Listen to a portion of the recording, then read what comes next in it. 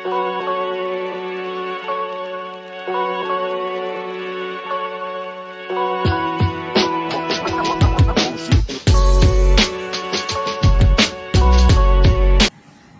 kita mulai pelajaran pada pagi hari ini, alangkah lebih baiknya kita baca doa terlebih dahulu. Untuk ketua kelasnya bisa dipimpin doa ya. Sebelum kita memulai pelajaran pada pagi hari ini, alangkah baiknya kita berdoa menurut agama dan kepercayaan masing-masing. Berdoa mulai. Berdoa selesai. Assalamualaikum warahmatullahi wabarakatuh. Selamat pagi anak-anak. Waalaikumsalam warahmatullahi wabarakatuh. Selamat pagi, Bu. Gimana kabarnya hari ini? Alhamdulillah baik. Baik, kita absen dulu ya sebelum kita mulai pelajaran pada pagi hari ini. Ada yang nggak masuk? Nihil, Bu. Oke, gue akan jelasin tentang sistem pencernaan manusia. Nah, jadi apa sih sistem pencernaan pada manusia itu? Nah, jadi sistem pencernaan itu tempat di mana proses kompleks pengolahan makanan menjadi nutrisi yang diserap oleh tubuh itu terjadi. Nah, jadi di sistem pencernaan pada manusia itu dimulai dari mulut dan berakhir di anus. Nah, untuk mempelajari bagian-bagian dan fungsinya, kalian kemarin sudah ibu suruh untuk mempelajarinya di rumah ya. Ibu harap kalian sudah mengerti dan sudah mempelajarinya. Oke, kita jelasin satu persatu bagian-bagian sistem pencernaan pada manusia ya. Nah, jadi bagian-bagian pada sistem pencernaan manusia itu yang pertama ada mulut, kemudian faring dan esofagus, kemudian lambung dan usus halus, usus besar, kemudian anus. Nah, kita jelasin satu persatu tentang bagian-bagiannya. Yang pertama itu ada mulut. Nah, di bagian mulut itu merupakan langkah pertama dalam sistem pencernaan manusia. Jadi proses pencernaan itu dimulai saat kamu mengunyah makanan. Nah, jadi proses tersebut itu disebut juga pencernaan mekanik. Nah, jadi di bagian mulut itu ada bagian-bagiannya juga. Nah, ada lidah, gigi, dan kelenjar air liur. Nah, air liur ini dia membantu proses pengunyahan agar makanan lebih mudah dicerna. Nah, air liur juga mengandung enzim, yaitu enzim yang memecah molekul makanan agar mudah diserap oleh tubuh, namanya enzim amilase. Nah, setelah di mulut, kemudian masuk ke faring dan esofagus. Nah, di faring itu saluran alat pencernaan yang menghubungkan rongga mulut ke esofagus. Faring juga berhubungan dengan rongga hidung yang berfungsi untuk memproduksi suara. Nah, kemudian makanan yang ditelan dari mulut masuk melalui tenggorokan dan diteruskan ke tabung berotot esofagus. Nah, kemudian yang selanjutnya ada lambung. Nah, di lambung ini merupakan organ yang berbentuk kantong yang terdiri dari dinding-dinding otot. Nah, di lambung terjadi sistem pencernaan mekanik di mana makanannya itu dan minumannya itu diremas dan diaduk menjadi kimat oleh otot polos.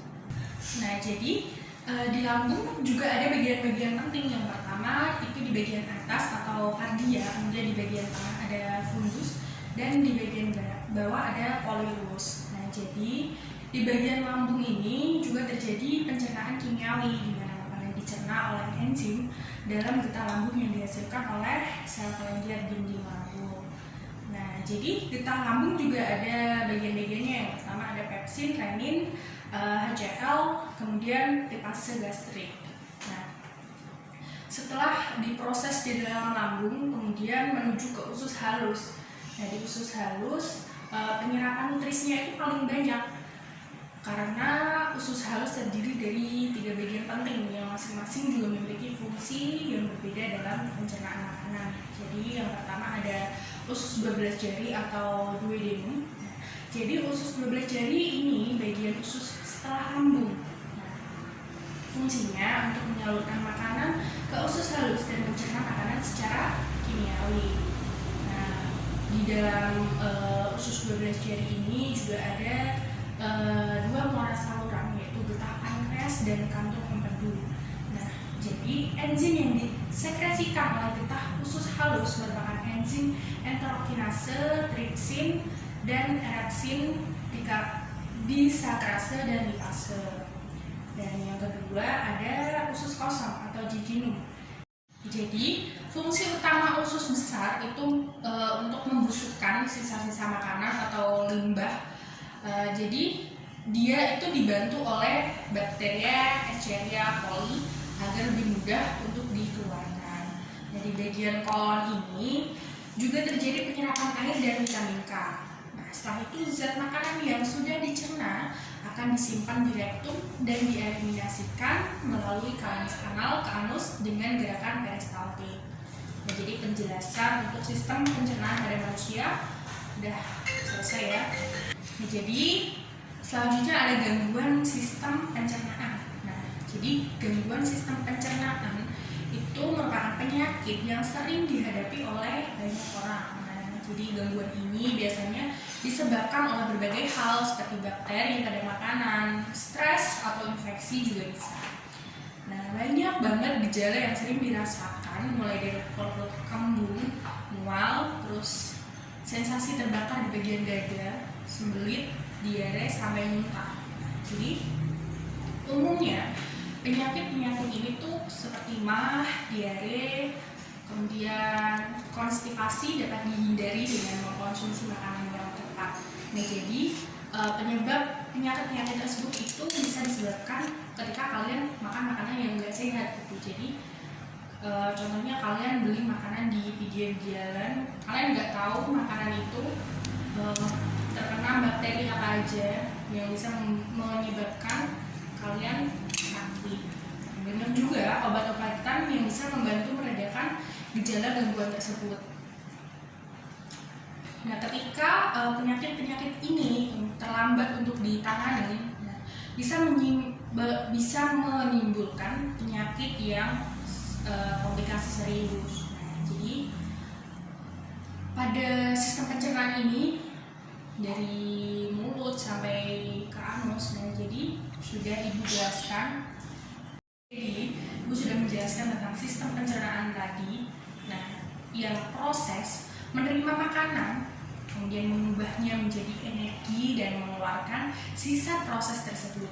Nah, lebih rincinya yaitu proses penghancuran makanan yang terjadi di dalam mulut hingga lambung. Selanjutnya adalah proses penyerapan sari-sari makanan yang terjadi di dalam usus. Kemudian proses pengeluaran sisa-sisa makanan melalui anus. Nah, dalam pelaksanaan proses pencernaan makanan ini, organ pencernaan dibantu oleh enzim dan hormon yang prosesnya berbeda. Tiap organ mempunyai fungsinya masing-masing. Saluran pencernaan itu bagian dalam tubuh yang menerima makanan dari luar dan mempersiapkannya untuk diserap oleh tubuh dengan melalui suatu proses, yaitu penyahan, penelanan, dan pencampuran. Nah, dengan bantuan beberapa zat kimia yang disebut dengan enzim dan biasanya terdapat di beberapa bagian organ pencernaan.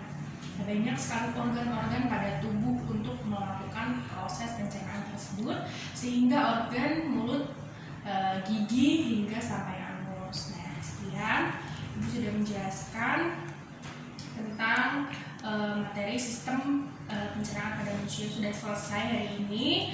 Ada yang mau ditanyakan? Oke, jadi kalau nggak ada yang ditanyakan, ibu anggap semuanya sudah jelas dan sudah paham tentang materi sistem pencernaan manusia pada hari ini. Nah, oke, minggu depan kita ulangan. Nah, penyampaian materi sistem pencernaan pada pagi hari ini kurang lebihnya ibu minta maaf.